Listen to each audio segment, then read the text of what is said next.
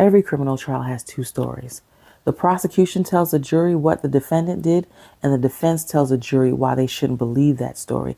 And sometimes the fastest way to create reasonable doubt is not by changing how the jury sees the defendant, it's by changing how they see the victim. During the preliminary hearing, defense attorneys highlighted text messages that they argue portray Celeste as the violent one and the threatening one. The question isn't whether those messages make her a bad person. The question is why the defense would want the jury to hear them in the first place. One of the biggest misconceptions about criminal trials is that the defense attorneys have to prove their client didn't do it. They don't. Their job is easier than that. All they really need to do is create reasonable doubt. Now, if jurors begin questioning the prosecution's version of events, the defense has done its job.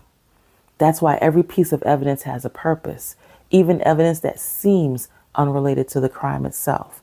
The prosecution's theory is that David killed Celeste to prevent her from exposing their relationship, which prosecutors say threatened his career and his multi-million-dollar deals. During the hearing, the defense drew attention to text messages in which Celeste allegedly threatened David during an argument. Now, on their own, those messages don't determine what happened, but the defense isn't necessarily offering them to prove innocence.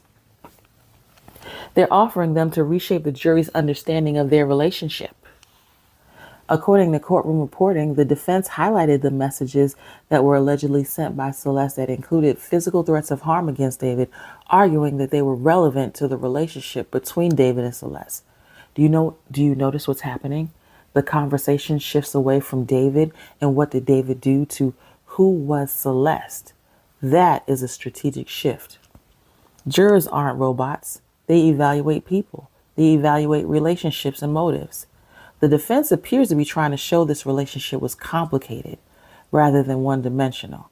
And if jurors conclude that there were volatile interactions between David and Celeste, the defense may hope the jurors would scrutinize the prosecution's timeline or interpretation of events more closely.